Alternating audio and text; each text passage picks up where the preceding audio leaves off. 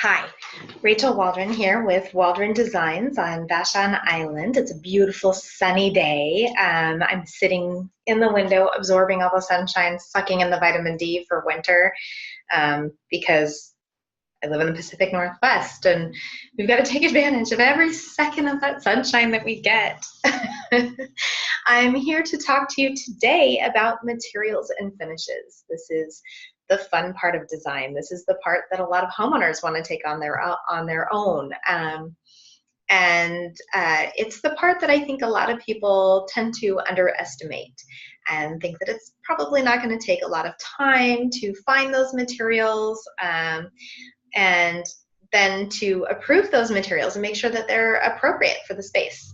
So what I would like to cover is a couple things. I mostly want to talk about plumbing. I've got a little notepad here because honestly, this is like take 3 of this video because I just keep rambling.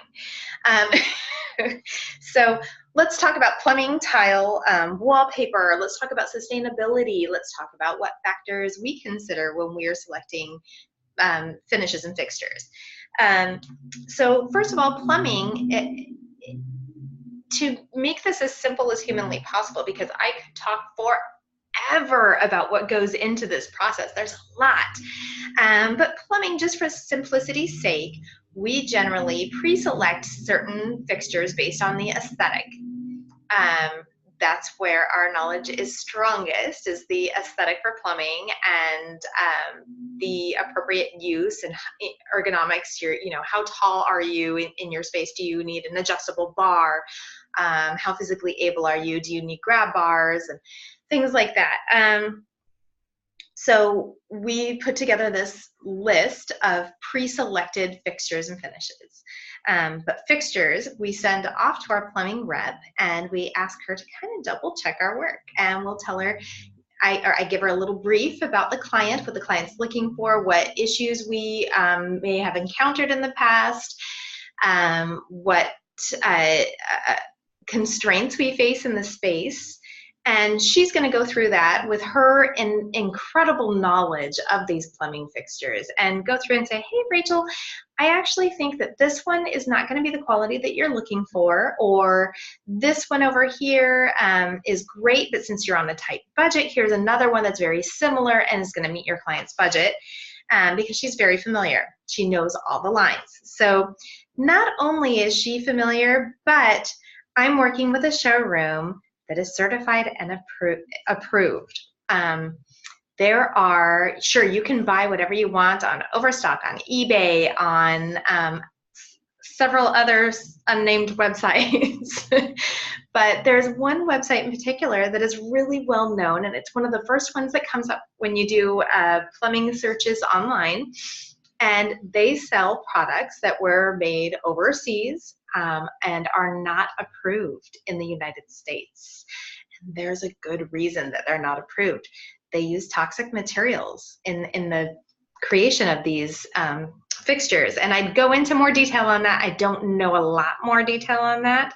But what I do know is that when those fixtures arrive at a homeowner's space, a certified, qualified plumber is going to look at these and say, I'm not touching that.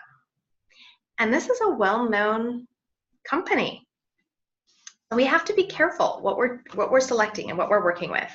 Tile, I just want to hit on a little briefly because it's a really good example for what goes into material selection. Working in a bathroom, I'd like to tell a little story, actually. I'm going to back up. Let's talk about a laundry room. I belong to several design groups where designers discuss their dilemmas, ask questions, post ideas, share information. It's really a valuable resource. One of the things that I do find is that not all the, you can't take everything for fact. Not every designer is trained equally. So a perfect example is a conversation that I was observing recently where a designer had 2 tiles, the same tile. One was blue and one was brown, and when you put them together, the blue one was lovely, the brown one kind of suddenly looked like baby poop. And she said, my client has these tiles. She really wants to use them. I don't know how to use these. Any suggestions? Well, many of the suggestions were put it on the laundry room floor. No one will ever see it on the laundry room floor. Okay, so I looked back at those tiles and they were a high gloss ceramic tile. Maybe they are okay, but my first thought was, is that going to be slippery? Is that approved for a floor? They look like they're a thin tile that could break easily, or it looks like a wall tile. So one of the things that designers are very quickly held liable for is their finish and fixture selection. This is one of the most important things, and we really need to know our stuff. So what is the slip rating coefficient? And that's what I posted right away. It's like, well, what's the slip rating coefficient? Is this going to be safe? And I couldn't even tell you how many people were like, what's a slip rating coefficient? These are things that we need to know as designers. We really need to know our facts and understand what is involved. So there are certain tiles that are approved for floor, there are certain tiles that are approved for walls, and there are some tiles that are approved for both. Just because it's approved for a floor doesn't mean that it can go in any floor, that it can be indoor and outdoor, that it can go in a bathroom or kitchen floor and a dining room or what have you. A lot of tile, I tend to, any floor tile that is not non-slip, I try to avoid it. Residential applications are going to be different than commercial applications. So what is approved for a residential bathroom floor may not be approved for a commercial bathroom floor. So we need to know these things, and we need to know how to research these things. So beyond just, I've got a tile right here that has, it says that it's approved for indoor, it's approved for residential, not commercial. It has not checked off wall only, but does that mean that it's floor only, or does that mean that it's floor and wall? There's a lot of information that is left out here. So I would need to go and read through the specifications and understand what those specifications mean to be able to qualify this for my client for their floor. So it's not as simple as saying, well, this is pretty. It is pretty, sure, but it may not be appropriate. And just looking at it, you can't tell if it's appropriate. You really need to be able to read through and understand all those specifications. So there is more than meets the eye to selecting finishes. Wallpaper and fabric. Flammability. Is this fabric wonderful chair, is this going to be in my child's nursery with a lovely fabric wallpaper that is really nice and thick? It's just beautiful because of that thick texture that it provides. But what if there's a fire? So again, this was in a designer forum. I saw a designer posting about a really thick, I think it was a glitter wallpaper that was to go in a child's room. And my initial thought was, whoa, what adhesives are used to apply that glitter? And are those adhesives flammable? How thick is the wallpaper? Does it need to have a special backing to prevent flammability? There's a lot that goes into that as well. So we need to make sure that our spaces are safe. That adhesive, was it non-toxic? Was it off gas? Are there plastics involved here? Which plastics? I don't care what the manufacturer says about sustainability or low VOCs. Plastic is just never a good choice, and I'll get into that a little bit more. But that does bring me to sustainability. So when I select products, one of the things that I look at is sustainability. And I'm going to be perfectly honest that Waldron Designs feels very strongly about doing quality, sustainable design.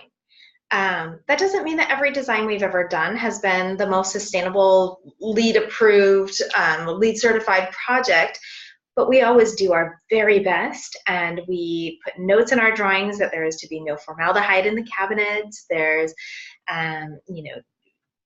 we're learning all the time. I recently had a conversation with someone about urethane grout and epoxy grout, and I've always said use epoxy grout. You don't have to seal it, and it's going to last forever, but you know what? It's so super toxic. So we win some, we lose some, and we're learning all the time. So sustainability, some things that I consider, sustainability to me is more than just lasting for the next generation. It needs to be as much as possible. I try to source products locally. Furnishings, I'm working really hard. I've cut out pretty much every manufacturer I ever worked with, and I'm now looking at manufacturers that produce locally with local materials that are FSC certified. That's Forestry Service. Forestry Services, blah, blah, blah, blah. Anyway, they're certified woods for sustainable choices. They source local materials, formaldehyde-free adhesives. They're on the West Coast, if at all possible. I do have a couple vendors that I work with that are in North Carolina, because honestly, that's just where all the furnishings are produced. But I'm looking to reduce the carbon footprint and perform my business responsibly. I know that for a lot of homeowners, the way that they look at it is it's a perk, but they don't want to sacrifice budget for that. Well, I'm not sacrificing budget for that. You can afford what I offer or you can't, and I'm perfectly honest up front about that. This is what I see this costing. If it's not within your budget, I will help you create a retail shopping list or something like that. So I'm rambling again. What else I look for in materials is quality. I'm going to make sure that we're looking at, let's see, this one is a really good example because this is a tile that is color body tile. That's great. That means that if it chips, as you can see, it has chipped because I mistreat all my tiles right here. The color goes through, so you're not going to see a big white mark, but you're going to see a chip. It's still there. So through body means that what is happening on top goes all the way through, so you chip that and it's going to be much less noticeable. So there are different levels. Obviously, I want to look at how it was made, how it was crafted, whether, I mean, is it hand painted? Is it something that is going to really last? So I do look at the quality. That's really important to me. Again, talking about plastic, it's not quality. There are no quality plastics, in my opinion. Off-gassing. So coming back to plastic again, but off-gassing, I'm going to look for products that off-gas as little as humanly possible. Some of them do off-gas, trees, off-gas, VOCs. So, and VOCs are volatile organic compounds. And trees do that, and nature does that. It's a part of natural chemicals. Anyway, but I'm going to look for low VOC products. I'm also going to look at products that are healthy for the environment, that are sourced responsibly, that are renewable. Like bamboo is a really good example of a renewable material that everyone is very familiar with. Bamboo grows very quickly and it's harvested, and it's not detrimental to the environment when it's the way that it's harvested. However, it is probably shipped over. I think there's more and more bamboo being grown locally, but not so much. The renewable qualities. Oh no, what I wanted to say about bamboo is I know it had its like really popular phase, and now it's on the swing out. Don't let it go quite so fast. Take some time to look at other ways of looking at bamboo and unique uses for bamboo, unique finishes and stains, because it's a fantastic product. Maintenance, so we were talking just the other day about using cement grout versus epoxy or urethane grout, because epoxy and urethane grout are toxic. But as soon as we put in that cement grout, we have to seal it, and we have to seal it regularly. There is maintenance involved, and we work to educate the clients and let them know that yes, you will have to maintain your product. Sometimes that's the better choice because that means your health is involved. However, don't just pop into the store and grab any old sealer, because that could be toxic, the sealers. So my colleague and neighbor Mary was just telling me that she was using a sealer that melted the rubber gloves that she was using. It was so horribly toxic. So we have to make sure that we're using a non-toxic sealer. So LVT is a really popular product right now, luxury vinyl tile. One of the things that I was talking to one of my tilers recently about was that luxury vinyl tile, LVT, is not recommended for radiant heat over 89 degrees Fahrenheit. Why? What is it off-gassing when you get to that temperature? Is it going to melt? I mean, it's going to off-gas something. It's plastic. Is it recycled? Is it recyclable? How much energy does it take to produce the material? What does it do to the earth to produce the material? How much energy does it take to recycle the material? So there's more to, like, you know, you pick up a tile and it says recycled tile and you're like, great, it's recycled tile, but how much energy was used? Is it worse to just get one that's not recycled? So we look at these things and we consider these things. We do the research for you. We take that off your plate. Here at Waldron Designs, plastic is really never an option. We don't advise plastic. We do occasionally use silicone-based products, silicone-based leather-like products or leather-like material. It's a great animal-friendly solution for leathers that is also better for the environment, because farming animals is actually not spectacular for the environment. So in essence, what I'm saying is that the materials, it does take time.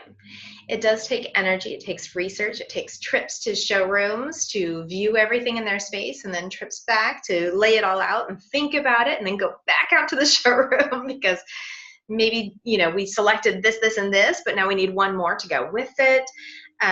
It is a time-intensive portion of the design, but you can see why it's important. We take our time and we do it right for your health and your safety and for future generations. That's important to us here at Waldron Designs. Thank you.